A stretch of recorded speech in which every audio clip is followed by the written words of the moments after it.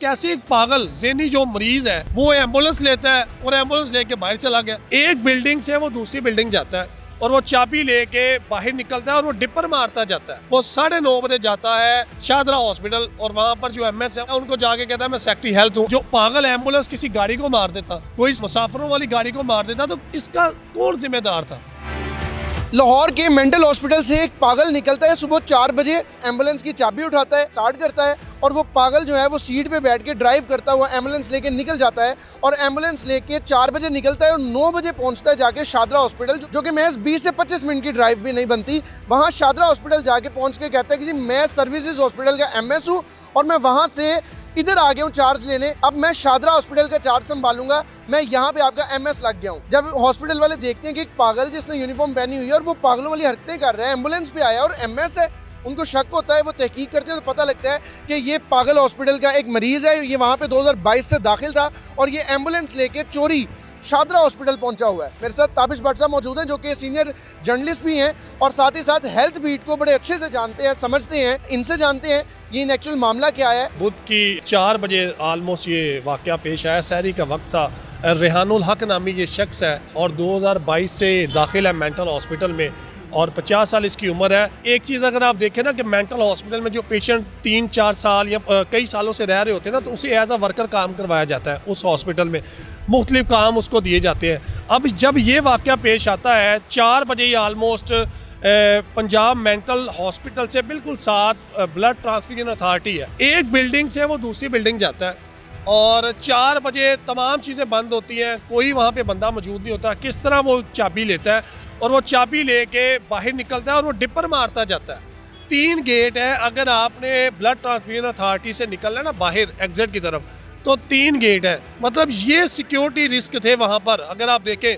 और वो 4 बजे बाहर निकल रहा है और वो डिपर मार रहा है और जो वहाँ पे सिक्योरिटी खड़ी है, गार्ड्स खड़े हैं, कैमरे लगे हैं, उन्हें इतना नहीं पता, दिमाग में नहीं कि अगर डिपर मार रहा है तो वो तो कोई ऐसा मरीज ही नहीं अंदर। और जैसे ही वो यहाँ से 4 बजे निकलता है और वो तकरीबन 9:30 बजे, जो हमारे ज़राए कहते हैं, वो 9:30 बजे जाता है शाहदरा हॉस्पिटल और वहाँ पर जो एमएस है वो राना आफ्ताब है, उनके पास जाता है। उनको जाके कहता है मैं सेक्रेटरी हेल्थ हूँ, अजमत महमूद हूँ।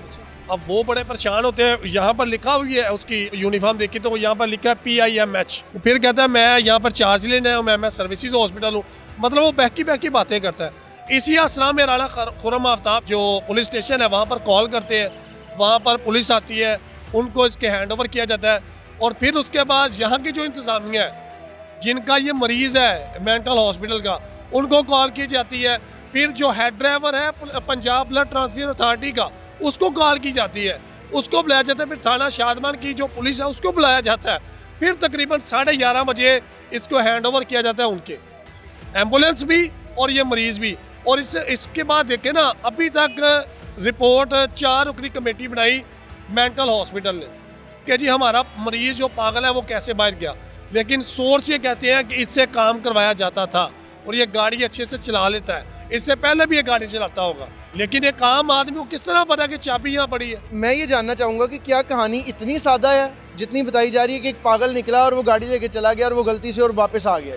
क्या इतनी सादा कहानी है? देखिए, मुझे जहाँ तक ज़ाती तौर पे लगता है इतनी आसान नहीं है। अभी ये तो इंक्वायरी कमेटी को चाहिए था ना, जो 4 रुकनी बनाई है गुज़िश्ता रोज़ 24 घंटे में रिपोर्ट देनी था। अब 24 से भी 36 घंटे हो गए, अभी तक रिपोर्ट नहीं आई। मैंने 3-4 दफ़ा कॉल की है। डॉक्टर अतीक है MS एडमन मेंटल हॉस्पिटल के, मेरी उनसे बात गुज़िश्ता रोज़ हुई, आज उन्हें कॉलें की, उन्होंने कॉलें नहीं उठाई। देखिए, ये जो दोनों इदारे हैं ना, आप मेंटल हॉस्पिटल कह लें या ब्लड ट्रांसफ्यूजन अथॉरिटी, इसके ऊपर एक डिपार्टमेंट है जिसको स्पेशलाइज्ड मेडिकल एंड एजुकेशन कहा जाता है, जिसके सेक्रेटरी अजमत महमूद है। चाहिए तो इनको ये था कि कल ही एक कमेटी बनाते, डिपार्टमेंट अपनी कमेटी बनाता, इस बात को प्रूव किया जाता कि कैसे एक पागल ज़हनी जो मरीज़ है वो एम्बुलेंस लेता है और एम्बुलेंस लेके बाहर चला गया।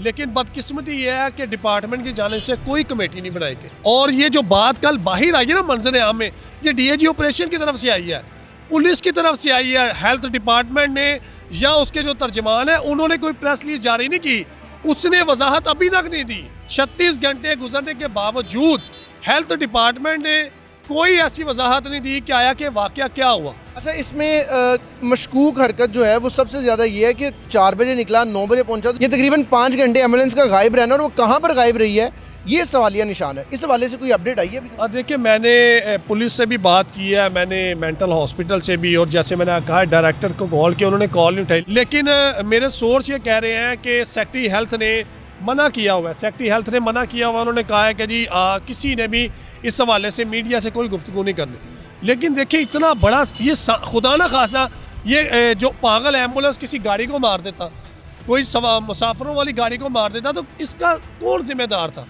ये नेग्लिजेंस है, लापरवाही है ब्लड ट्रांसफ्यूजन अथॉरिटी की और उसके बाद मेंटल हॉस्पिटल की इंतज़ामिया की। और अभी तक दोनों के खिलाफ कोई कार्रवाई नहीं हुई। डिपार्टमेंट भी ख्वाब खरगोश के मज़े ले रहा है। सहाफ़ी का काम है जी मौक़िफ़ लेने के लिए रब्ता करना।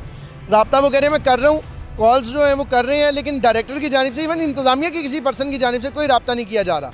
और अगर ये रब्ता करें तो कोई जवाब नहीं दिया जा रहा, क्योंकि उनको पता है उनकी नाअहली है। और अगर नाअहली थी तो इदारों को चाहिए था, बल्कि हुकूमत को चाहिए था कि फौरी तौर पर नोटिस लेते और इदारों की इस नाअहली पे इनको मुअत्तल करते, इनसे जवाब तलब करते कि आपने क्या क्या किया है। लेकिन 36 घंटे गुजरने के बावजूद अभी तक, 48 घंटे गुजरने के बावजूद अभी तक कोई रिपोर्ट सामने नहीं आई। अभी तक कुछ नहीं बताया गया कि वो पागल क्यों निकला, आया कि क्या उस एम्बुलेंस में कोई ऐसी चीज़ थी जो स्मगल की गई, उसको यूज़ किया गया। कोई रिपोर्ट नहीं है।